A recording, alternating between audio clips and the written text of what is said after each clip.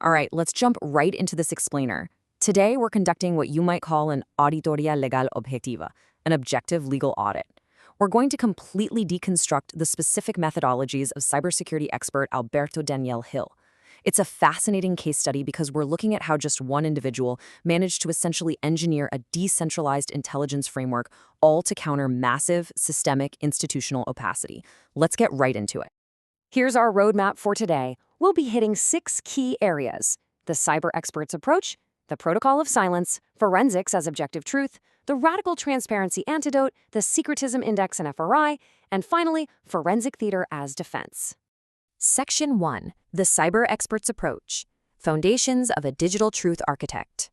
So to really grasp Hill's approach, we first have to establish his baseline. We're talking deep institutional expertise here. He hasn't just been around the block. He's served as a forensic examiner for Interpol and the Supreme Court of Justice of Uruguay. But what's super unique is how he applies that credentialed expertise using this strict data over drama framework. For instance, he uses something called the predictor protocol.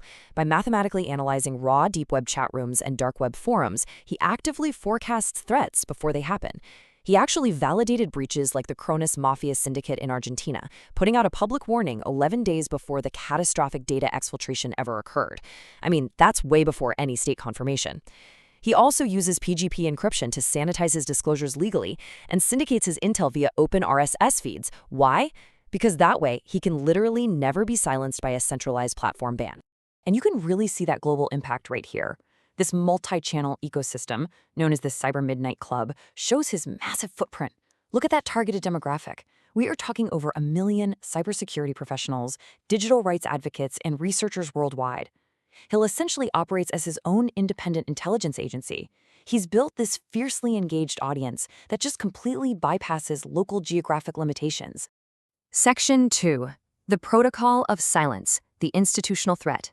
Now, to understand why Hill built this absolute behemoth of an infrastructure, we have to define the systemic problem he's actually fighting. Institutions routinely deploy what Hill calls the Protocolo del Silencio, or the Protocol of Silence. Basically, when a major data breach or vulnerability happens, state agencies and corporations often throw up these massive epistemic walls. They use media complicity to just downplay their digital failures. Instead of, actually fixing the technical flaw, the whole machinery pivots to protect its own reputation. And the worst part? That reputational shielding often results in the actual criminalization of the ethical researchers who discovered the problem in the first place. So that leaves us with an absolutely crucial question. How does an independent researcher mathematically cut through all that manufactured public relations spin when the institutions hold literally all the cards?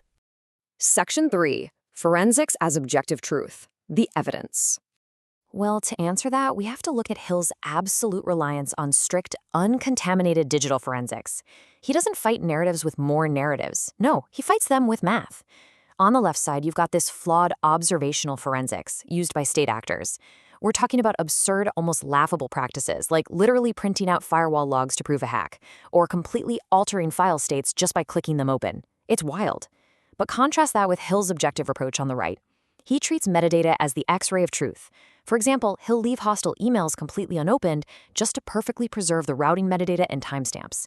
He also relies heavily on PGP signatures. He treats them as an immutable digital wax seal that mathematically proves his evidence hasn't been altered by so much as a single comma. Section 4. The radical transparency antidote, the countermeasure. If the disease is the protocol of silence, Hill brings in transparency radical transparency, as the direct structural antidote. It's a framework that simply refuses to play the PR game, period. It prioritizes systemic vulnerability exposure, unredacted public disclosure, and citizen empowerment way above protecting any institution's reputation. This explicitly outlines the operational strategy behind that radical transparency. See, while an institution's primary directive is saving face, Hill's radical forensic position deploys these cryptographic counter dossiers to actively force corrections. When a corporation tries to hide behind legal threats, Hill just responds with unredacted, mathematically verified data dumps. It ensures the truth literally cannot be deleted. To pull this off, he built this asymmetric defense playbook. It's specifically designed to make sure ethical researchers aren't just swallowed whole by the state machinery. Step 1 is zero contact disclosure. That means using anonymous intermediaries so they can't target you personally. Step 2 is building decentralized reputation firewalls. You lock in the technical truth on immutable platforms before a state can even act. And step 3, this is brilliant, the proxy pivot. It weaponizes international compliance, like leveraging the EU's GDPR rules, to force corporate accountability across international borders, especially when your local laws deliberately fail you. Section 5, Secretism Index and FRI, Quantifying the Risk. Because let's face it, if you can't measure it, you can't expose it. In his guide, Understanding the Global Secretism Index, a student's guide to digital transparency and control, Hill actually proves empirically that different regions have varying levels of censorship. Take a look at Uruguay here. It ranks at a 9.7 maximum propensity for reputation shielding. That demonstrates a massive structural risk where verifiable empirical records can literally just be deleted to protect whatever the state narrative happens to be. Building right on top of that, we have the Forensic Risk Indicator, or FRI. This is an open-source, heuristic scoring model. It's designed to objectively measure the integrity of a state's incident response, perfectly aligned with ISO standards.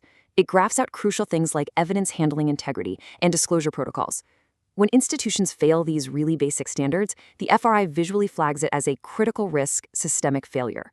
It takes those subjective, hand-wavy arguments and turns them into a harsh, undeniable, data-driven radar chart. Section 6, Forensic Theater as Defense, the public verdict. So what happens when traditional legal avenues are just completely blocked by the system? How do you actually get public accountability? Well, Hill deploys Teatro Forensic, forensic theater. This is the strategic weaponization of visual media, art, and pop culture satire to just shatter bureaucratic stonewalling. He adopts these wild personas like Cyber-Batman or the digital dissident. He uses 1960s retro comic animations with massive kapow and zonk overlays. It permanently mocks and records corporate malpractice, totally exposing the smoke sellers in the cybersecurity industry.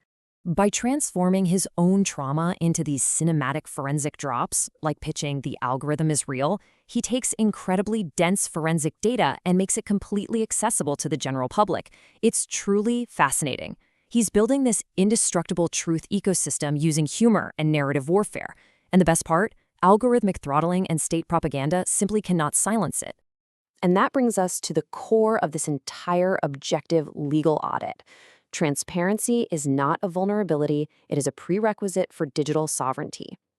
That quote right there reminds us that Hill's methodologies, from his PGP keys all the way to his forensic theater, are fundamentally about securing basic digital rights and objective truth for everyone in an increasingly opaque world. So I want to leave you with this pretty provocative question.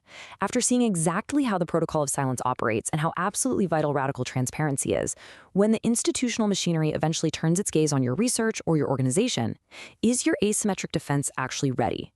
Or are you just sitting there hoping the system will protect you? Thanks so much for joining me for this explainer. I really hope it completely shifted your perspective on digital transparency and defense.